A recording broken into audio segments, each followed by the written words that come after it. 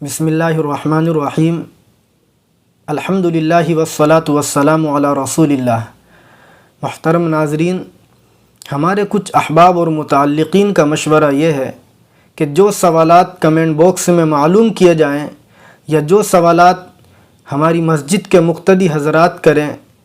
یا جو سوالات ہمارے مدرسے کے دارالافتاء سے کیے جائیں تو ان تمام سوالات کے جوابات دینے کا ہر سنڈے کو ایک سلسلہ شروع کیا جائے۔ چنانچہ اس مشورے پر عمل کرتے ہوئے اس کا آغاز کیا جا رہا ہے۔ ہم نے چونکہ 3 دن پہلے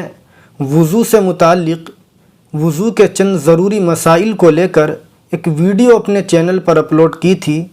اس لیے مناسب معلوم ہوا کہ سب سے پہلے اس پہلے سیشن میں وضو سے متعلق ہی سوالات کے جوابات دیے جائیں۔ تو وضو سے متعلق پہلا سوال یہ ہے کہ اگر کوئی شخص نہانے کے بعد باتھ روم سے ٹاول باندھ کر کے نکلتا ہے جس کی وجہ سے اس کے گھٹنے کھلے رہ جاتے ہیں تو کیا اس کا وضو ٹوٹ جائے گا؟ تو ہم یاد رکھیں کہ فقہ حنفی کی فتوے کی ایک مشہور کتاب ہے فتاوی شامی۔ اس کتاب میں جلد 1 صفحہ 260 پر علامہ شامی رحمۃ اللہ علیہ نے وضو کے ٹوٹنے سے متعلق ایک رول اور ضابطہ یہ نقل فرمایا ہے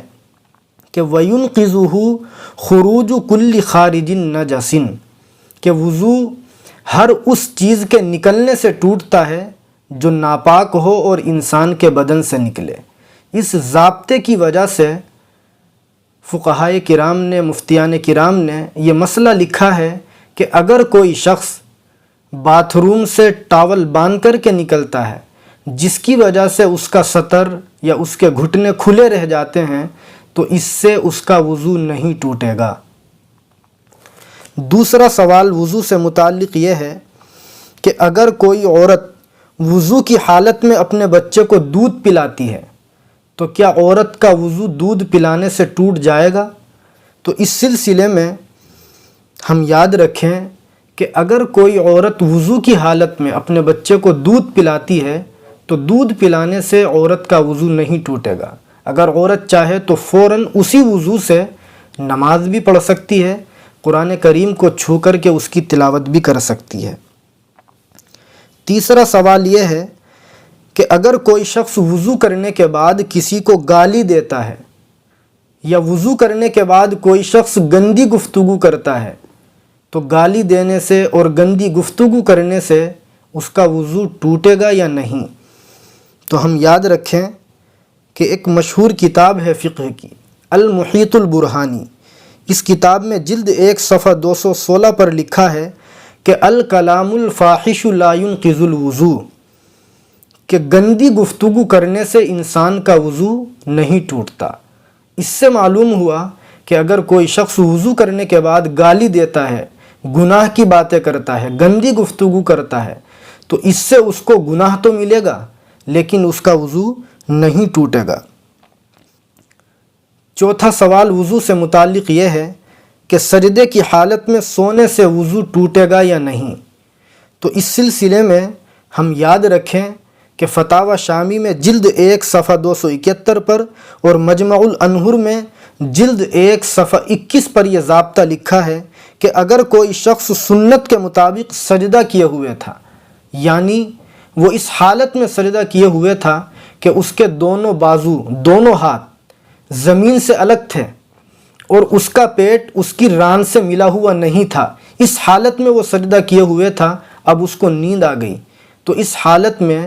سجدے میں سونے سے اس کا وضو نہیں ٹوٹے گا۔ لیکن اگر کوئی شخص سنت کے خلاف سجدہ کیے ہوئے تھا، یعنی وہ اس حالت میں سجدے میں تھا کہ اس کے دونوں بازو، دونوں ہاتھ زمین سے ملے ہوئے تھے، زمین پر وہ اپنے بازوؤں کو ٹیکے ہوئے تھا اور اس کا پیٹ اس کی ران سے ملا ہوا تھا، تو اب اس حالت میں اگر وہ سجدے میں سو جاتا ہے تو اب اس کا وضو ٹوٹ جائے گا۔ لیکن اگر کوئی شخص قیام کی حالت میں یعنی کھڑا ہوا تھا اور اسے نیند آ گئی، اور اگر کوئی شخص رکوع کی حالت میں تھا اور اس کو نیند آ گئی تو قیام کی حالت میں سونے سے، رکوع کی حالت میں سونے سے اس کا وضو نہیں ٹوٹے گا۔ عورتوں کے لیے بھی یہ مسئلہ لکھا ہے مجمع الانہر میں کہ اگر کوئی عورت افضل طریقے سے سجدہ کیے ہوئے تھی، یعنی اس کے دونوں بازو زمین پر ٹکے ہوئے تھے اور اس کا پیٹ اس کی رانوں سے ملا ہوا تھا، اور اسی حالت میں وہ سو جاتی ہے، تو اس کا بھی وضو ٹوٹ جائے گا۔ اور یہ طریقہ عورت کے لیے سجدہ کرنے کا افضل طریقہ لکھا ہے۔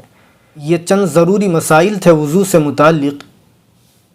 اللہ تعالی ہم سب کو سمجھ کر سنت کے مطابق وضو کرنے کی اور نماز پڑھنے کی توفیق نصیب فرمائے۔ والسلام علیکم ورحمۃ اللہ وبرکاتہ۔